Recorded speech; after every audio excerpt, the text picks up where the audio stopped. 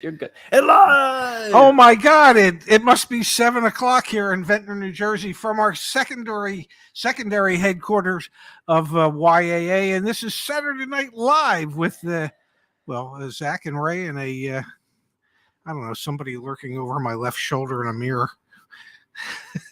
Live. Live. All right, Pops, let's kick tonight's show off. We've got two primary topics that I want to do. Then we'll probably spend some good time in the chat. Can we start with Dad?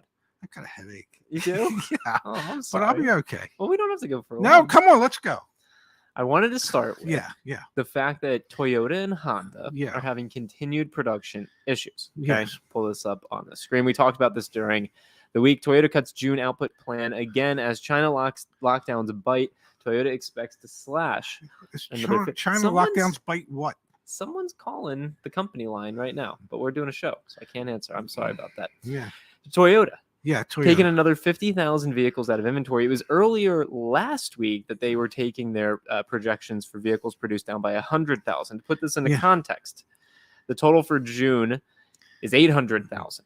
Down from 950,000. Exactly. And Toyota is now looking at a possibility of lowering their full year production capabilities down from 9.7 million vehicles. They haven't announced it yet, but they're starting to the possibility. Okay, which is corporate speak for. By the way, ladies and gentlemen, there's going to be less cars built than we had anticipated. So please plan accordingly. Now, other manufacturers. Yes, Subaru. They have less than 5,000 vehicles in inventory. We were just driving back from dinner, Dad. Yes, and we drove past the Subaru dealership. Yes. That had about 6 Subarus on the lot. Yeah, maybe a handful and a half a dozen used cars. Yep. Honda said they would slash production by 20% at 2 domestic factories. So the major brands coming out of Asia are struggling. That's been a storyline that we've been talking about for a while now, and that story continues. And I think that leads into the conversation we're going to have tonight, which is lack of consumer demand starting to happen. Yes. But still the lack of production. You marry the two. I don't know what our crystal ball necessarily says. Well, you marry the two and you end up in a bad marriage. Unfortunately. You marry those two, yeah. Pops, let's give Stiggs a quick shout out. Stiggs. Yes. Stiggs sent my dad a very thoughtful a happy birthday gift. Yes, he did. That was very referred to as a birthday gift. Yeah. But it could be a happy birthday gift. Michael says, how about Mazda? Are they struggling as well, Dad? Well, everybody is struggling. It's just to what degree they're struggling. But there isn't a brand out there that isn't struggling in one way or another. Yeah, let me see if I can find it really quickly. Actually, it'll just take me a second. Bear with me, everyone. Bear with me. I'll pull up the days supply inventory so we can look at that from Cox Automotive. How's your first weekend back at the shore going? Well, it's been a food fest, to say the least. I did get a view of myself in the mirror, and I look like I look like the Michelin Man, for God's sake. Don't give yourself. It's got to be kind to yourself. You really do. I look like a young Michelin Man. How about that? That young, would be I prefer that. All right. So here to give context, this comes from March data. Unfortunately, Cox Automotive did not provide us with April data. However, if we look at manufacturers, national days supply, this includes supposedly in-transit vehicles. Yes. Well, I was going to say, couldn't we look at our dear friends Four Eyes and see what they might show? Don't they have the more up-to-date? Yeah. Let's take a peek. Yeah. And we could. We're getting more phone calls. We're live on the show. I can't answer phone calls when we're live on the show. If you do call in and it comes to me, I do answer, but just not when we're live. Yeah, well, which makes sense. U.S. auto inventory levels by model year. Yeah, I think that's what we want to see. Okay. Or actually, no. You know what we want to see? No, please tell me. Just U.S. auto inventory levels. Okay. They're leaving voicemails, though, so that's good. That's good. I'll call people back. Yeah. Yeah. All right. By brand, new inventory is down right now 92% at Jaguar from April 2020 to May right now. Wow. Land Rover down 90.6%, Fiat down 87.2%, Honda down 84.4%, Mini down 83.2%. And I helped. Used vehicles that you're looking for, Fiat's down the most, Mini's down next, Volkswagen, Dodge. Can we pull up by brand? Just is there a way to filter by brand, so we could see what our friends at Mazda are like. Because since somebody asked about Mazda, I like the way you think. Yeah. Let me come here and let's do Mazda. And then I think I just click away. Well, I think it's loading. Well, go to the bottom. What do you didn't mean, do it right here. Go back. I know I'm tech savvy. Click on multiple vehicles. Go back to apply. There you go. So this data is on the 4eyes website. Highly encourage everyone to take a peek at it. And that's not like to apply for a job. That's to apply what it is you look want at this, to do. Dad. Yeah. So here you go. So I think Michael, who was asking what about Mazda inventory right now, it was up for a little while here in February. Yes. Mazda inventory is way back down. Yes. Wait, let's do this with a few other brands. Yeah. So actually in the chat, what brand do you want to see? Let us know. We'll pull it up on the screen. Let's take a quick peek. Let's see. Can we say hello to our dear friends Space and Kimberly and Justice, members of the team that are here on the live stream with us? Thanks for being here, guys. We really appreciate it. So Kyle wants to look at Hyundai, Dad. Let's take a quick peek at Hyundai all together. Do you remember how to do that? I do remember how to do it. Let's pull in Hyundai. We'll keep Mazda on the board too. And I saw someone asked for Subaru. Okay. This is really cool. It is. This is free. Which is one of the reasons why we suggest that everyone use it. Yeah. Yeah. All right, so here we go. Subaru inventory levels are down 81%. Yes. Hyundai's are down 58%. Yes. Look at the so that was the spike. What was going on at Mazda? Inventory levels shot up for Mazda. I don't. Hyundai's been growing a little bit, and Subaru's just really low. Yeah. Continues to be really low. And there's no end in sight for Subaru for that. All right, let's pull in another. Okay, so we've got Chevy and Cadillac, Toyota, Cadillac, another Toyota. Sorry, not going to pull an Aston Martin. There's just not enough. So let's see. So we said Chevy, Cadillac, and Toyota. Yeah. So whoops. Wow, and you can break it down by the type of vehicle. This is really fun. I'm glad we could. It's almost like we planned for this. Yeah, it's almost like we don't even know what the hell we're doing. But somehow we string together enough this nonsense to last for like an hour and a half, and people follow it. What happened? I'm going to remove Mazda here in a second. Yeah. But what happened?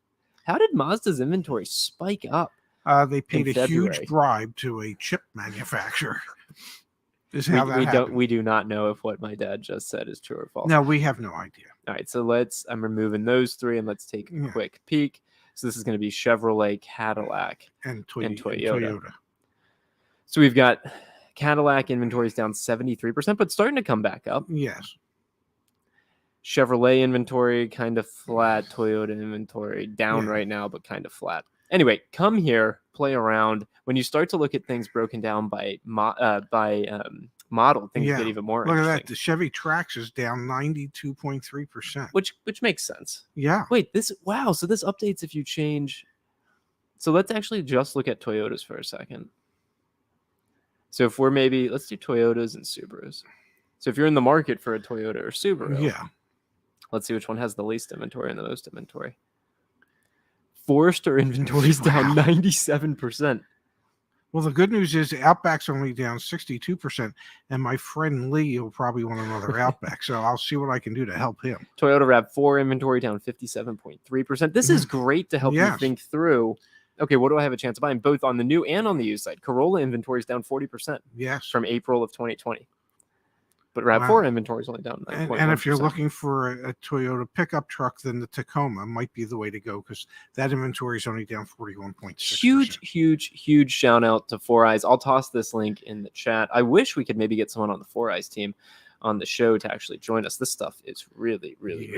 All right, pop in that in the chat. We've got another story that I think is worthy of our time. Oh, and here we go. David wants to know, David, click on that link that I just put in the chat. Another story that I think is worthy of our time tonight. Yes. And then we'll spend most of our time in the chat. We talked about this earlier this week, Dad. Yes. I'll pull it up on the screen for everyone to see. We had a video on the main channel drop today talking about this. Oh, it did?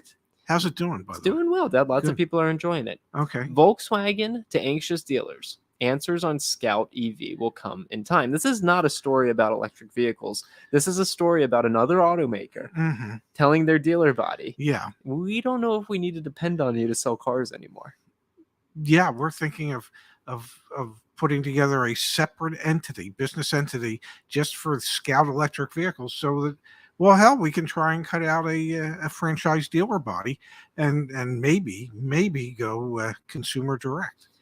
No, that part's not going to happen, but that's the implicit threat that Volkswagen dealers are feeling. Yeah. Yes. And we had different dealer groups. For example, the NADA and the North Carolina Automobile Dealers Association send strongly worded memos. I guess they're letters at this point. This is not a memo. It's a letter. So this comes from the National Automobile Dealers Association. The long and short of it here is, Scott, we appreciate that you have been a consistent and full-throated advocate for the franchise dealer retail model. We firmly believe this model has served Volkswagen well through good times and bad. They're really just talking about, and this other letter goes on to say, this one's from the North Carolina Automobile Dealers Association. They say here, as such, today's VW dealers are also acutely concerned about the possibility that VW may attempt to introduce a new factory direct distribution channel to consumers in tandem with its distribution of vehicles through the VW network. Yes. Sell EVs directly to consumers, sell ICE vehicles through the dealers. Again, based on a century of consumer-centric retail experiences, dealers firmly believe that an independent network of highly competitive, well-compensated, I love how he said that, well-compensated, and specially trained dealers is the most effective business model through which vehicle manufacturers and distributors can maximize both units sold and market share. Frankly, NCADA will use every legitimate resource available to enforce its existing franchise laws that prohibit VW and all other factories and distributors from selling vehicles in North Carolina in competition with their franchise dealers. Pops, what did they do right there? They said, go ahead, take your best shot. We're going to fight you tooth and nail. Whatever money you were hoping to invest in your Scout EVs, you're going to be paying to your attorneys. It could be years, decades, centuries before you get to sell cars direct to consumers. The dealer body that exists as we know it today is going to fight them to the very end. And that type of litigation might take 10, 15 years before it ultimately plays out. And there's an outcome that all parties can agree on, because I'm sure courts everywhere will be suggesting that perhaps the dealer body and the manufacturers sit down and work out some type of compromise that would be fair for everyone. How much, legitimately, how much revenue flows through a dealership? Like, give me an average dealership, because I'm trying to think, in a certain jurisdiction, that's a lot of sales tax revenue. Like, there's a justification to have the dealership entity the way it is from a government standpoint. Well, here, we don't have a calculator in front of us, okay? But let's say we know that the average transaction price for a new car in this country in April was what, $46,000? Let's call it $50,000, okay? So call it $50,000, and let's say the average dealership, small dealer sells like 100 to 150 cars a month.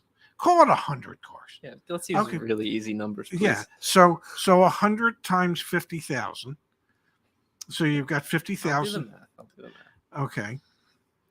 All right, so you're saying 100 times 50,000 times. How many zeros are in 50,000? 5. That's a big number. That's that number. Was that what? 5 million? 50 million? 1, 2, 3. 5 million. Times 12. Times 12. That's 60 million. 60 million.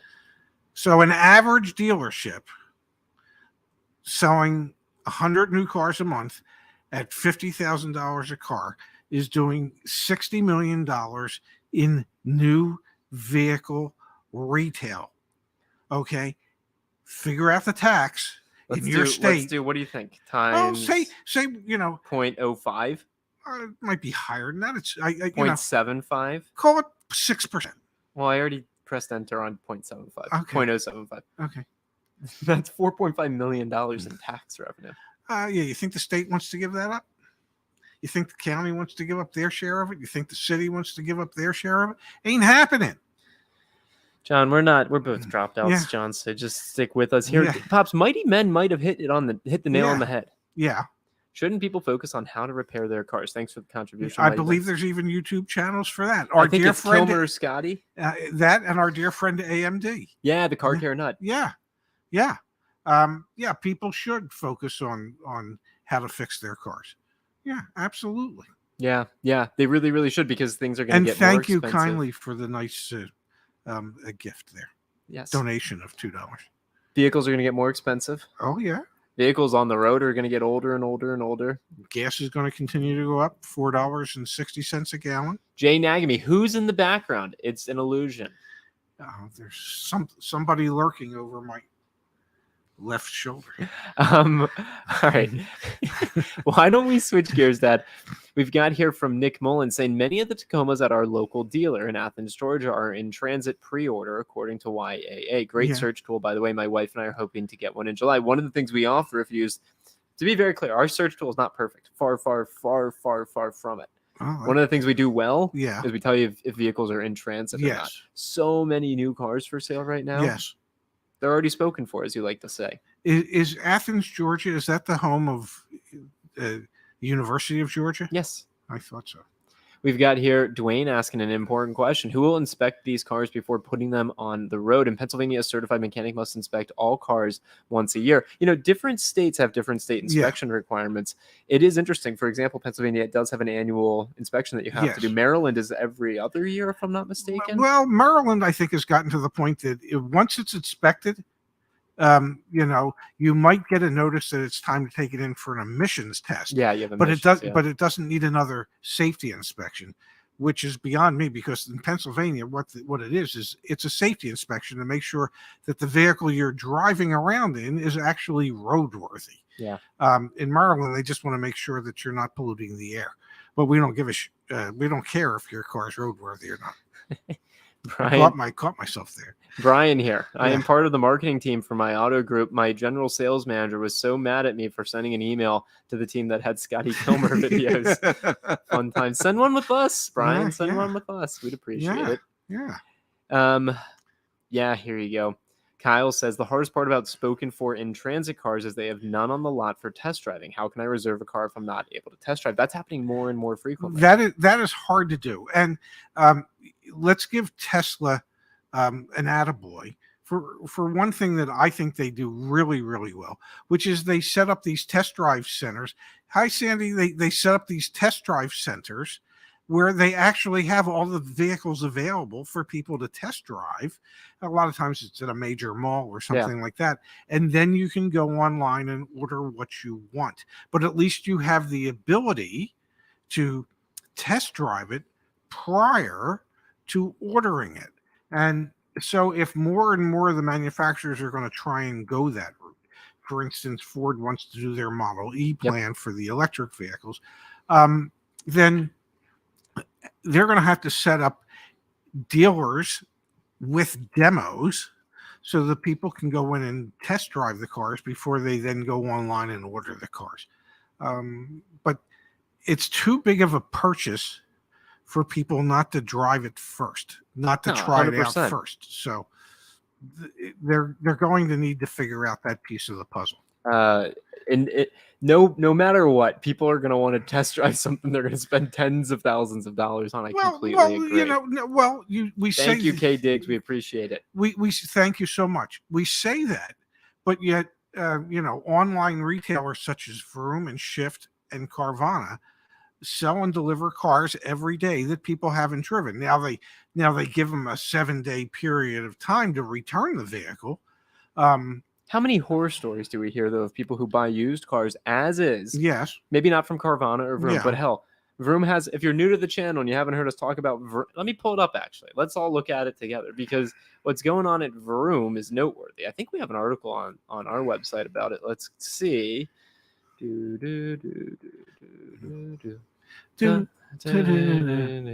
State of Texas files lawsuit against Vroom over deceptive practices following thousands of complaints. Oh, and by the way, thousands was 5,000.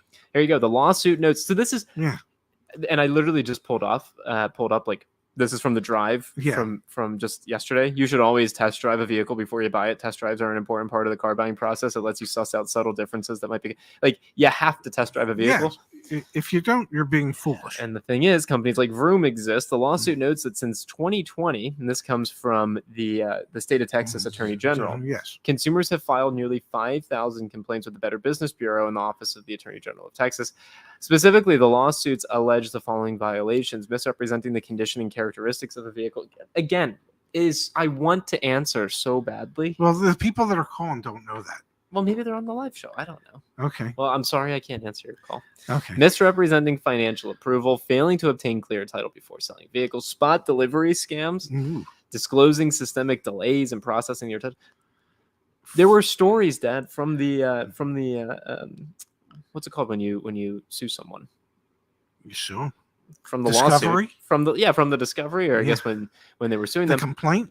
Cars that had been flooded. Yes. Cars that had the one that I really loved that's right here. Where is it? The seat. Yeah. In a sad but almost comical case, a customer bought a car from Vroom with a driver's seat that was pushed as far back as it would go without the ability to move it forward.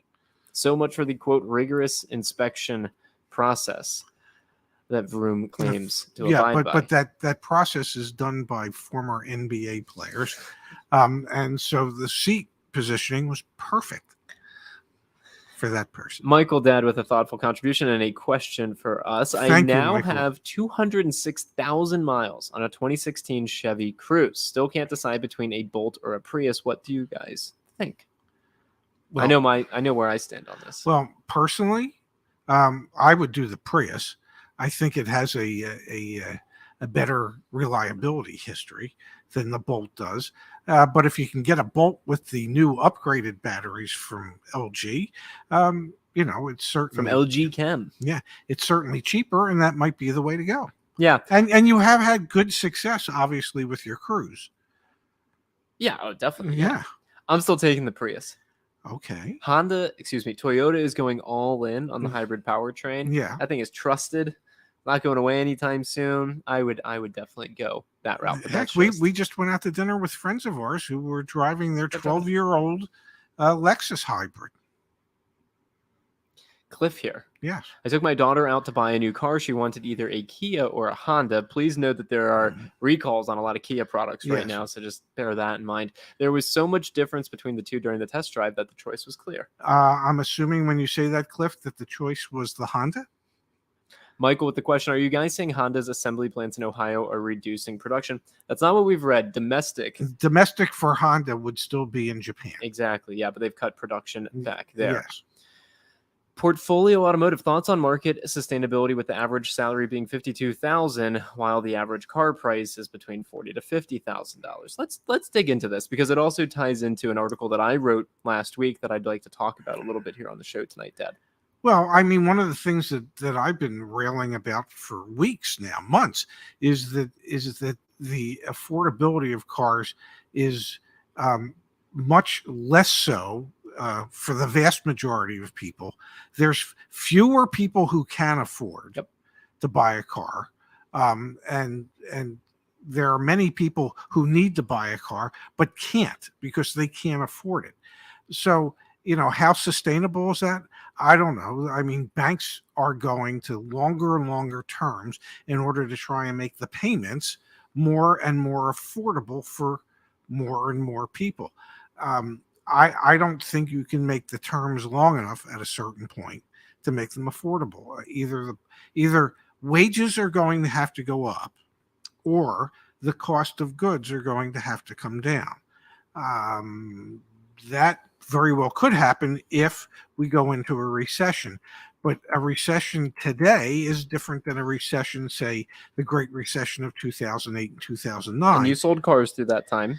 And the difference being is at that time, dealers actually had cars on their lots. And when people stopped coming in to buy cars, there was a real push from the dealers and the manufacturers to come up with enough rebates to make the deals so compelling that people would come in and buy cars.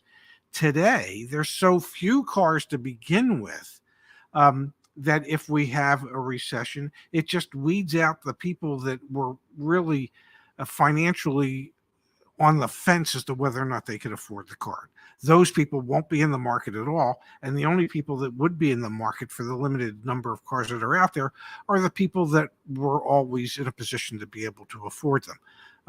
They might be able to get them at a slightly better price once we go into a recession, but the price is not going to be low enough to bring the people that are making an average income of $52,000 or less back into the market. And that's why we've seen so much in the Black Book data has corroborated it. Older used vehicles appreciating more rapidly because their price attainable. And even that is starting to slow down a little bit. Which does signal people are taking themselves out of the market. Yeah. Pops, Brian here. Thank you, Brian. Even though Pops chose the Mini over my beautiful 2022 Mazda CX-30 Premium with no market adjustment. Yes.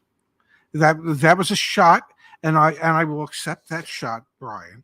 And I did, and truth be told, every time I see one of those beautiful CX-30s on the road, I think to myself, well, maybe I shouldn't have been so hasty to move forward so quickly. Although I will tell you, after having driven the Mini for a week, and you've driven it more than I have at this point, it's really a nice car, and it's nicer and quieter and rides better than the previous one that I had. And although I'm sure I would have been happy with the CX-30.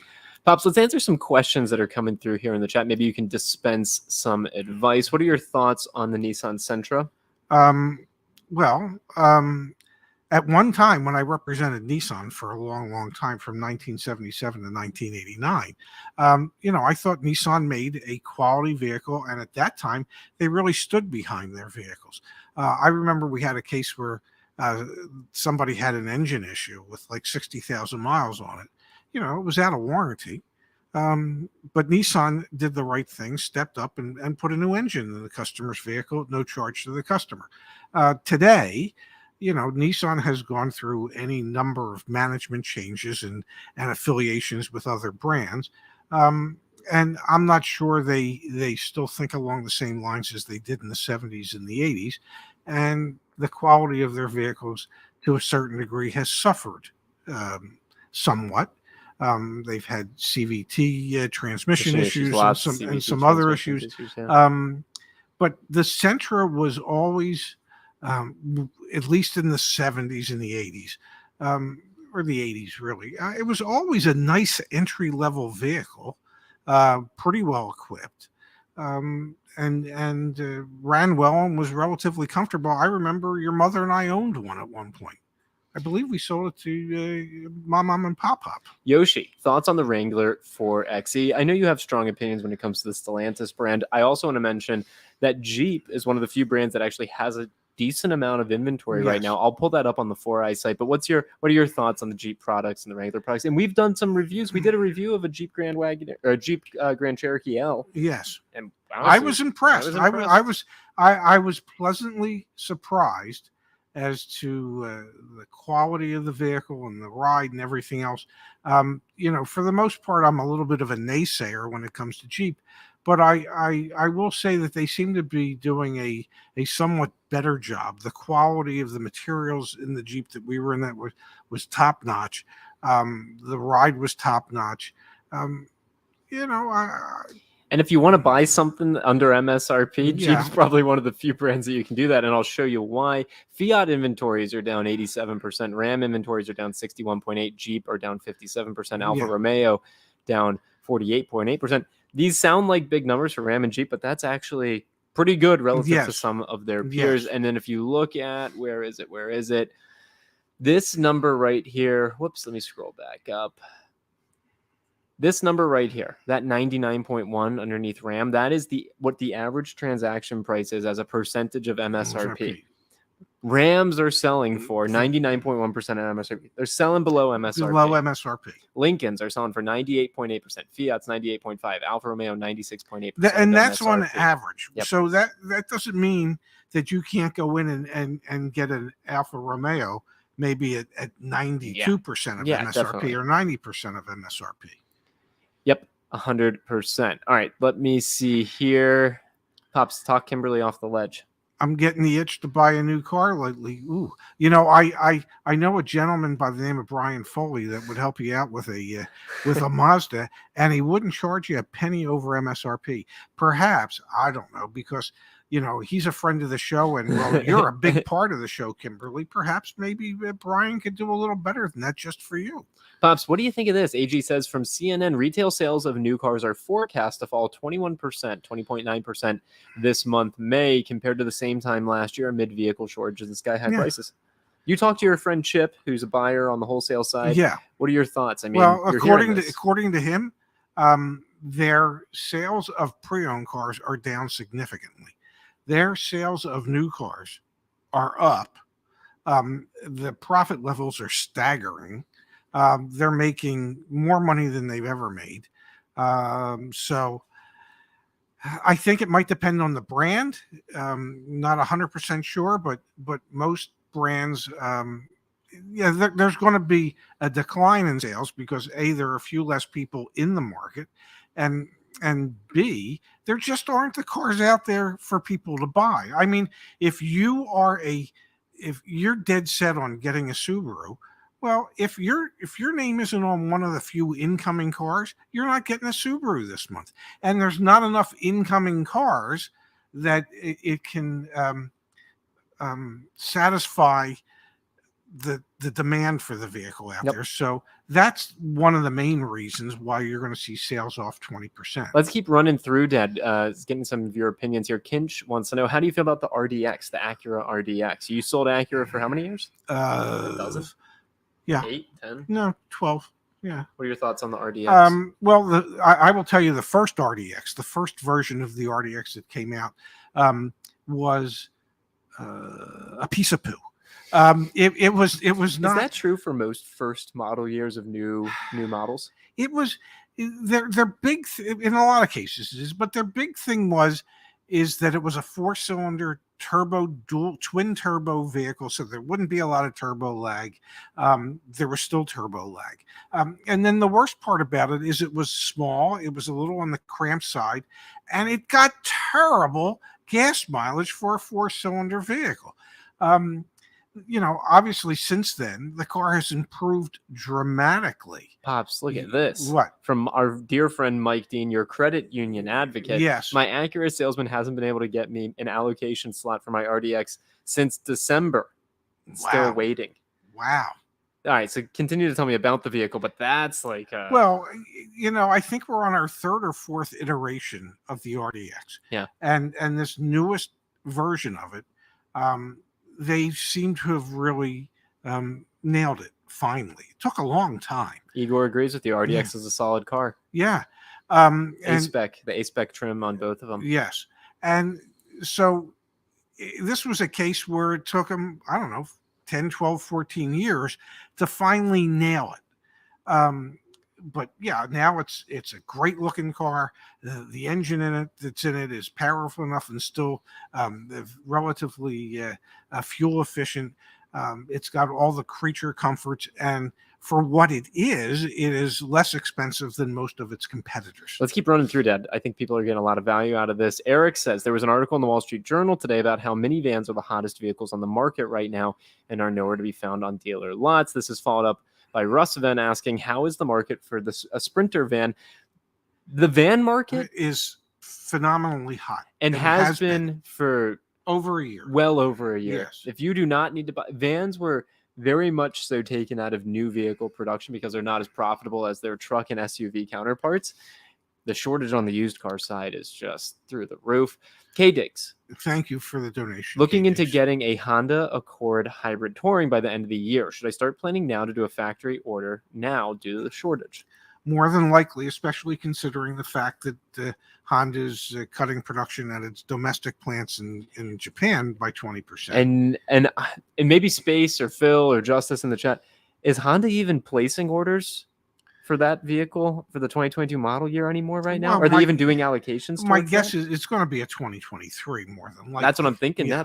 I think that's something. If you're looking at for the end of the year, because there's so limited number of cars out there. that you'll be hard pressed to find one for the end of the year. Yeah, and I mean, you just leased a car last week, and it was a model year 2023. Yes, it's and happening. It was one of the 4 new cars that they had in stock. Dan says, "Wow, 1 year wait time for the RAV4 times are seriously bad." Yeah. Yes. Yeah, here you go. And Justice. So Justice is one of our auto advocates. So if you're not familiar with Join YAA, our company, you can get help from folks like Justice as well as use our tools back on the Join YAA website. So there you go. Hey, any update on what all those 2021s sitting on lots waiting for chips? We haven't heard anything. I haven't heard anything personally. No, there are still a number of Ford products that are waiting for chips, and most of them tend to be Broncos. Yeah, the most recent Ford update we got was that they had tens of thousands of vehicles, and this was maybe a month ago now. Yes, when they did their quarterly earnings, and their CFO said that we have tens of thousands of vehicles still sitting around waiting for chips. 50-some thousand. Yeah. All right, Pops, we've got a question here. Would you get the Grand Wagoneer Series 1 or the BMW X7 or a new Sequoia? Damn. Wow. Well, the X7 is a beautiful vehicle. Its only problem is it's a BMW. So once it gets out of factory warranty and factory maintenance, that's going to be a bear to maintain. The Grand Wagoneer, it's realistically the first year for it, so I don't know. I'd be a little skeptical of that. And the new Sequoia, even though Toyota has a great reputation, the first model year of anything scares the hell out of me. Yeah, 100% it does. Also, I see we got the little Wi-Fi symbol going on right now. We are at my dad's place at the beach, so sorry if there's some buffering tonight. Looks like it's coming back, though, so stick with us. We're not going anywhere, so please stick with us. You know, I've got the fastest I can get from Xfinity in my building. Yeah, which isn't fast enough. Yeah, sorry about that. Yeah. Core Guy, thank you. Oh, and can I say one thing? Core Guy got his car last week, and his new car didn't get screwed around. Nobody tried to rake him over the coals. So congratulations to Core Guy. What do you think? Stamp of approval? By all means. Nicely done, Core Guy. Congratulations. Van market is insane. I regularly get approached by single moms contemplating how my Toyota Sienna is so pretty. Then they ask if they could give me their number in case I want to sell it. Is that the only reason they want to give you their number? We're going to continue on here. AG has a question, Pops. What do you think of YouTube car reviewers? It seems all they quote review are the top of the line trims that are mostly glowing with some minor nitpicks. We did reviews for like a week. No. We did reviews for a week. Yeah. Then we transitioned to just doing ride-alongs. Yeah. We never got cars sent to us or anything like that. What do you make of all the ones that they do them online? Well, and you've seen automotive journalists over decades, so. Well, let's face it. If you're getting a car for free from the manufacturer to use so that you can monetize your YouTube channel, okay, how are you really going to bash them? Because aren't you going to want to be able to get another car from them in the future? Now, that's not to say that the reviews are good, bad, or whatever. That's just to say that you have to realize how do these people make money? Yeah, they make money by people watching their videos. Yes. So, and you want to make sure you're going to be able to get unless they want to do what we did, which was actually go out and rent them and not be beholden to anybody. And truth be told, the way we did it is we weren't really reviewing vehicles. We don't need to get into it. I'm sorry. I'll stop now. Well, yeah. Yeah. Mark, thank you, Mark. Thank you. We think very highly of you as well. Thank you to the gentleman who stopped us last night when we were out to dinner. Yes. And thank you to the woman who stopped us when we were out to dinner the night before. Thank you to everyone when you stopped a little disappointed that nobody stopped us today. Please. If you ever see us, we are very approachable. Just the same we are. Yeah, and Laura laughed at that too. Hi. Stop Laura. And if you do see Laura, then tell her that you like the video that she was in. Yes. The 3 videos. Yes, absolutely. They have like 200,000 views. It's pretty incredible. Yes. Okay, here we go. Ryan says, "Hey guys, I appreciate all your advice. You helped me find a good deal with less than a 650 credit score on a G2? Is that a Volkswagen? What is that? What is a G2? Oh. Yeah. Dealer provided all requests, asked for and met me a few hundred from my out the door price. Thank you, YA. Well, we're glad we could help. You know, the truth of the matter is that there are still deals to be found and deals to be had as long as you're willing to work at it. Yeah, they really, really do. Oh, man, yeah. What? Man, I live in Los Angeles and I drive by, and I've also gone to the car dealerships, and lots of them have plenty of new stock. Things are regionalized. Yes. Things are regionalized. We did the drive up to here, Ventnor, New Jersey. Yes. And we passed through the Port of Baltimore. Yes, and there were plenty of Stellantis vehicles. Yeah, so we both noticed it. Oh yeah, there were Jeeps and Ram trucks everywhere. Yes. That's the only thing I saw. Yes. Yeah. Look, Sean O'Connell says, "Hi, Laura." Hi, Laura. If you wave, they'll see it in the mirror. There you go. Hi. All right, Pops, let's head back to the chat here. Coming full circle, yes, Cliff's daughter ended up going with the Honda. Good Paul's choice, got a Cliff. Question for you. Should I buy a used BMW X3 or lease a new one in today's market? This should be a layup. Dad. Here, lease the new one in today's market. And why do you say that? Well, first of all, it's going to be under factory warranty the whole time you're in the lease. And B, you're not overpaying for a pre-owned one, because many of the pre-owned vehicles are selling for what their original MSRP or more was today. So I think you're better off with a new car where you can get it closer to MSRP.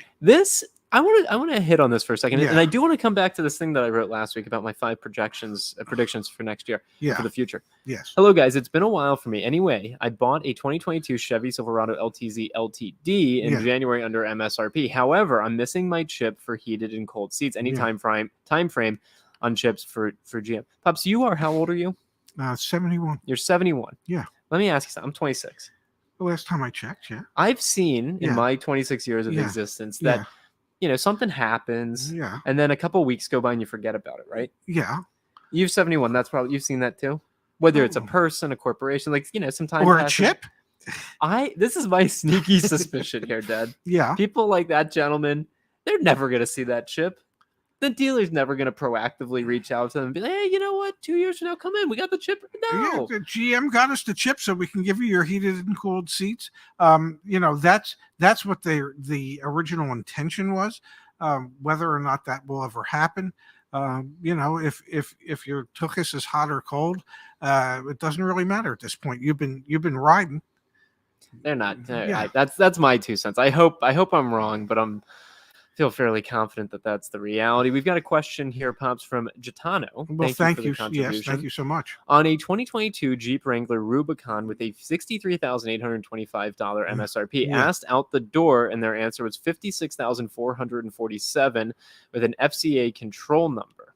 What is an FCA, and is it a good out the door price? What is an FCA control number? Well, I'm guessing that's space either an employee pricing or an affiliate pricing control number that they need in order to be able to get the rebates for those vehicles. So for everyone in Gitano, I promise you, if it pops up in the chat here, we will get you a better answer. The scroll bar tonight, it says use code HONOR and save 20% on a YAA membership. The reason you would want to become a YAA member, and seriously, just use the code HONOR. Thank you to everyone who served, and I hope everyone's having a good Memorial Day. Well, Memorial Day is to pay tribute to those who actually made the ultimate sacrifice in fighting our wars, those who lost their lives. It's not necessarily a way to celebrate by having hot dogs and hamburgers. Yep. It's really the time to reflect and thank those who, as I say, made the ultimate sacrifice on behalf of our country. We saw Laura and I on our bike ride today in Atlantic City, a nice memorial. It was, really, really, really beautiful. Now, the reason I bring all of that up is not to somber the mood. It's to say, when you join YAA, go to plans and pricing to see what you get answers to that exact question, Gitano. Yes. We have a community of folks just like yourself who are trying to buy cars, where you get paired up with coaches, you get access to help and support. Plus, you can run our market price reports and get access to even more information about your local market area, things that most likely the dealership is looking at as well. Know you're getting the right trade-in value too. So we may not have all of the answers here on the live stream, but every single day, hundreds of people are getting help back on the Join YAA website. So coming back here to the chat and seeing if anyone else has a comment about that particular deal. Let's see. I'm not sure. I may have missed. Jin says, do you sell car insurance? No, but we are standing up a marketplace we're probably going to work with about 10 different carriers, and we've negotiated a specific discount with Liberty Mutual. We will have a quote comparison tool on the website. Give us until August, and that should be out. And Phil here coming to the rescue. FCA control number is for affiliate pricing and employee pricing. Damn. Thank you, Phil. Damn. I think that's pretty much what I suggested it might be. And Gitano, thank you for joining us. Yes. Okay, and then James says, how are you coming along on the VSC discount? We finally got our California insurance producer license passed for the business, so we'll be able to sell mechanical breakdown insurance in California. That's what an extended warranty is, or a vehicle service contract is in California. As soon as we have that live, probably another 2 weeks, we'll do a promotion around it, so stay tuned for that. Thoughts on ceramic coatings, Pops? It's great for the people that produce them and sell them to the dealerships. And you're going to find this hard to believe, but there are paint protection coatings that actually do work. And if I didn't lease my cars, I would probably do it. But having said that, I would do it because I had the ability to buy it at cost and not at the retail number. And cost, even with a markup, for the dealership itself, my cost for something like that with the warranty might have been $100, $150, as opposed to the $495 or $795 or whatever it is that most dealers charge for it. But there is some value to those type of products if your intention is to keep the car for a longer period of time. Now, Pops, I noticed a comment here. Where was it? Trinoculus P saying Liberty Mutual, aka Safeco. I have them now and have been satisfied. Yes, we'd be working with Safeco, which is a company owned by Liberty Mutual. But it reminded me, one of the things that I'm really passionate about doing, and I don't even know if I've talked to you about this. There's so much you keep from me. Is integrating into the car search. Yes. What if it had, for this 2014 Kia Soul, you'd have to give us a little bit of information, but estimated insurance payments for this particular vehicle right here. There's maybe not on this buy here, pay here lab, but I think that's something I think would be really helpful to start to see. I think, would it be helpful? I think it would be. There is so much individualized information that you would need. So then you would use to be able to provide a legitimate quote or estimate. So it would be an estimate, and then you could use our marketplace to get the quote. I think it's going to be a lot harder than you think it would be, because there's just so much information that insurance companies require. What about parts availability? What about it, Stephen? Oh, there's limited parts availability. One of the things that our dear friend Ahmed from the Car Care Nut, AMD, it talked about when he was still at the Toyota dealership, was the fact that there were so many customer cars that were sitting just waiting for parts, and they had no idea, and Toyota could not provide them with any time frame as to when they might see those parts. So there for sure are what's that word? Part shortages. Okay, and hear me out. So yes. I see here in the chat Tom saying insurance rates would be determined by your age and driving record. Yeah. So there's a website out there. Totally recommend it. They've got good information over here. I'm gonna pull it up on the screen. It's called Car Edge. We've talked about them before on the stream. They break down for you good driver and credit, recent at-fault accident, poor credit rating. If you're 18 years old, 25 years old, 30 years old, 40, 55. For, in this case, an Acura MDX. Yeah, okay. I'm not saying we got to give people exact quotes. But what if we could use this type of data? Yeah, and you tell us, and you put in the search, I'm 55 years old, or whatever. And maybe you don't even, we just somehow find a way to pull this data up. That then starts to make this out the door price more like your total cost of ownership price. Well, yes, because most people don't. No. When they buy a car and they enter into a loan with a specified car payment, they don't think about what their automotive insurance is going to be. They don't think about what future maintenance costs are going to be. They don't think about, if they drive the average of 15,000 miles a year, what gas costs are going to be based on the current price of gasoline. So yeah, there are many, many numbers that go into the cost of ownership, and any way that we could provide consumers with additional information to make that understanding easier for them, suddenly it will help them realize what is or isn't affordable. Thank you. Just about educating. Yes. Britt Strong. Off topic, but you guys in Kimberly have saved me approximately, Dad, $20,000 over the past 2 deals. I just want to say thank you, Ray. Yeah. You are a national treasure. Well, I want you to know I have not been anointed as such by the government. I might be anointed as a historic building or something. Well, I thank you for the kind words. I don't know that I'm a national treasure, but I will, and I am committed to sharing with you whatever information, inside or outside information or knowledge that I may have when it comes to the automobile industry. There are a lot of dealers who don't care for me sharing as much as I share. And then there are other dealers that get it and understand the value and the importance of maintaining a good relationship with a customer. And hopefully, this might sound self-serving, but I'm going to say it anyway. I mean, the desire in the long run is for us to affect the type of change in the automobile industry that renders what we do, puts us out of work. Like, mostly. We got to figure out something to do. Pops, where do we see new car prices going? It depends. It depends on the recession. If there's a recession, I would imagine most times when there are recessions, new and used car pricing drops. Yeah. This is not a normal time, but I would suspect that there would still be some downward push on new car pricing as we enter, or if we enter into a recession. Even though there is a shortage of cars, I still think if enough people are taken out of the market, then there will be a push to lower pricing in order to get people back into the market. I think Brian sums it up nicely. I get it. You can be on the inside and a consumer advocate. You're essentially just a decent person. Thank you. Agree with that. Yes. Stephen, thank you for the thoughtful contribution here. Here's some national dough. Buy your son a cup of coffee. Great stuff. Well, thank you, Stephen. We appreciate that. That's really, really kind. Yeah.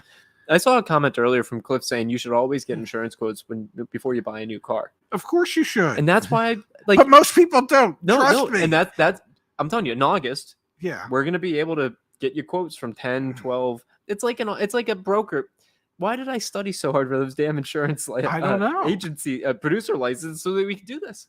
So that you can see what the quotes are going to be. Yeah. If you end up buying it, that's great. But I cannot tell you in all the years that I was in the business that people had absolutely no idea whatsoever what buying that new car was going to do to their insurance premium. 100,000 people, Dad, this past month have used our car search to search for cars. 100,000 people. How great would it be if we start to educate them there? Here, we're doing a test, a live test. We never test the tests, so hopefully this test works. I never studied for tests when I was in school. Let's go to how those tests work. Not well. Okay, perfect. I took the SAT 3 times and then I got the good scores. Let's go. Did you pay anybody to take your no, SAT? Dad. Let's look for a Toyota Avalon, a Muse in Arizona, 85254, where we grew up. I think that's where we used to live. Show me here consumer advocacy. Show me anything. How great would it be if on this page it was like $40,379? Your estimated out the door price is going to be 10% higher than that. More than that in Arizona. But hear me out. And your estimated insurance cost, and drag a little slider to tell us what your age is, and drag a little slider to tell us what your driving record. That's a great idea. I think that could add value. And Car Gurus is never going to do it because they don't care. No, that's not how they make their money. How do they make money? They make money by when you click on send message, it's a lead. They make money when you click on their ads. Yeah. What ads do we have? I don't see an ad. All I see is Kimberly's face. And beautiful she is. And your face. Well, not so beautiful. I like what we're doing. Okay. Our friend, the Sicilian friend. Ooh. Forget the coffee, buy him a haircut. Yeah, it's been a rough night. Who, him? Wait, oh, yeah. Him or me? Yeah. Well, I don't know. Him or me? I don't know. As somebody said today, you need a haircut. I said, well, first I have to grow a hair to get it cut. But yes, I could use a cleanup in aisle 6 on my hair. Justice reminding some folks in the chat, you can use the community crowdsourced dealer reviews. We haven't even talked about that. Yes, tonight. please do, because I did see a comment on our YouTube channel where somebody said, well, how do I leave a review? go to. I know. Go to car. Go to this page. Well, how do you find it? How do you find that damn page on the website? Okay, I'll add it tonight. Because I mean, isn't that the important thing? I know. There's been over 1,785 reviews. It'd probably be more if I made it easier. Might be 17,000 if there was a way for people to actually get there. Then the reviews show up on this map. You can sort by brand. So here are the 72 dealerships that have been reviewed, and then you can go to the dealership page and you can see what had been reviewed. There you go. I'll put the link in the chat, and then I'll put it in our top level navigation tonight. Thank you for holding me accountable. Well, it just seems to me that if we're begging for people to give us the dealer reviews, that you want to make it easy for them to be able to do it. And I'm not a tech savvy person, as you know, and you have witnessed me the other night when I was trying to set up my YouTube TV. You got a little upset. Yeah, because I couldn't figure out how to make it work. Well, there's nothing more frustrating than somebody wanting to provide you the information that you're begging for, and yet they can't. You've made it so difficult for them to figure out how to provide you that information where they just say, the hell with it. No, you want to make it as easy as possible for them, whether it be a link at the top, whether it be a scroll thing that you link, that you can hit, whatever, but go a little deeper on scroll thing that you link. Yeah, across the top, a scroll thing like we have going on the bottom of our live stream. All right. The crawl. I think that's called a crawl. Yeah. Okay. But if we're trying to grow that, and so that's all. Just make it easy for us poor folks that don't really know how to navigate this stuff. I will make an update either tonight or more realistically tomorrow when I'm on the train heading back to DC. I will update. Thank you, Pops. I really appreciate you keeping me honest. Steven, thank you again. And then we've got here from Craw553. Thank you. I found a C300, Mercedes C300 for MSRP, debating on a 36-month lease at $670 a month versus buying at $775 a month with plans to get an EV in 3 years. Would you suggest leasing or buying? Well, if you're planning on getting an EV in 3 years, just lease the vehicle and you don't have to worry about anything. If you buy the vehicle and suddenly the value of that vehicle plummets, you could be going and looking at that EV and have a ton of negative equity on your trade. And if you lease it, you're going to break even. I do think Ahmed, the car care nut, is on at 8 p.m. tonight. I think I got a notification on my watch, so I think he is going live tonight. ACB and B, pretty sure I am your neighbor on Derby Ave. Been buying from dealers in Vermont for MSRP. Well, I do live on Derby Ave. So if you're on Derby Ave, then yes, indeed, you're my neighbor. And when you're taking me to the new Dorset for breakfast. Maybe you guys can split the bill. I'll be more than happy to pay. Pops, what is your favorite Scotch Core guy? We appreciate your thoughts. I drink Dalmore 15. Yeah, that's what you'd like to drink. Yes. Yeah. Hey, Susanna. Good to see you here tonight. Yes. Yeah, and Igor reminded us, you can find dealerships like the 112 Auto Group. Justin on our team bought his Hyundai Ioniq 5 at MSRP from Hyundai 112 or 112 Hyundai up on Long Island. Yeah, so you can still find good dealerships. Earl Stewart in Florida, the only dealer in Florida. There are good dealers out there. The problem is that there seems to be more bad dealers than good dealers. What we would like to do is figure out who the good dealers. And that's what our community is all about. I'm going to run it back through one more time. Go to resources. Go to YAA community. This takes you to our community forum. We passed 11,000 members of the forum, Dad. Post your deals. Yes. If you're a premium member, post your deals in the deal review channels and get help. Yes. Dealership reviews. This is not about us. This is really not about us. It's about the community. It's about being empowered.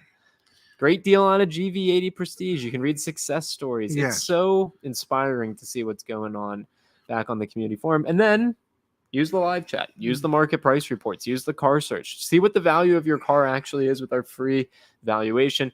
If you want to help us make money, what's more important is if you actually want to buy the extended warranty or the membership. If you don't want them, don't buy them. We're not upset. But if you do, get quotes from us. Go through YAA. We're here to try our best. Yes, and on an extended warranty, just so everybody understands, we still make $500. If hasn't been adjusted for inflation. If the price that pops up on the screen says it's $1,813, that means our cost was $1,313, and you're paying us $500 markup. That's how we make money, and that's as transparent as I know how to be. And when we're able to offer the mechanical breakdown protection in California, the markup on that will be $400 because that's mandated by the state. Yes, we could either have picked $400 markup or $1,400. Go figure. We went with the $400. Surprise. Yeah, so proud of what we're doing. So proud. And then, because we were talking earlier, Dad, about how YouTube car reviewers are kind of incumbent to, and to be clear, we make money from these videos. We do. Yeah. We invest it back in the business. So we appreciate every single view. Don't get it wrong. Yeah. But we're trying our hardest to not be entirely reliant on this and instead build products that are so good that they actually help people. Anyway, we're not going to do the whole spiel right now. Well, you could. We could. You did. Pops. Yeah. You want to get ice cream? I do not. No, I think you and Laura should get some ice cream. Get ice cream? But I don't want ice cream. We'll get ice cream. I don't want ice cream. I'm still full from dinner and lunch and dinner dinner the night before. And I'm looking more and more like the Michelin Man every day. So no, I don't need ice cream on top of everything else. You gonna go for a walk on the boardwalk tomorrow? I'm gonna probably go for a run in the morning. Do you want to walk when I'm running? No, but my plan is to make it to the boardwalk tomorrow and go for a nice walk. This is a good question. Yeah, which OEM has your preferred 2 liter turbo 4-cylinder engine? I don't know. Volvo. I had my Volvo. I like my Volvo. They pack a lot of horsepower in a 4-cylinder engine. Yeah, but it wasn't a 2 liter. No, it was probably I don't know what it was. I don't know. I mean, there are good 4-cylinder engines out there. They put a lot of horsepower in 4-cylinder engines. You can. Mercedes, I think, is like at the record. I think the RDX, for example, is 276 horsepower or something like that out of a 4-cylinder turbo engine. All right, Pops, let's call it a night. We will be back. You could get a Mini Clubman JCW 4-cylinder. Packs 301 horsepower out of that little 4-cylinder. That's insane.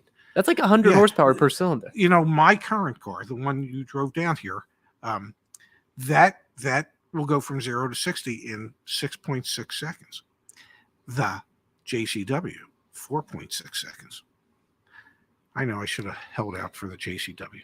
Let's call it a show, Pops. Here you go. I'll buy it, Custard. That's where we're going. We're literally, if you're on the stream, Laura and I are going to go to Custard's Last Stand in 5 minutes, 10 minutes. We got to clean up. Yeah, there you have it. Hope to see you soon. Thank you, everyone, for being here. We will be live Memorial Day. Yes. On Monday, we will be live, so please join us then at from noon 2 locations. Eastern. Yeah, we'll be remote, but we'll have fun. Yes. Pops, thank you as always. Thank you. Thank you, everyone, for being here. And thank you, Laura, for sitting in the background. Yeah, for adding some beauty to the broadcast. Good. Good night, everyone. Bye-bye, everybody. We'll see you Monday.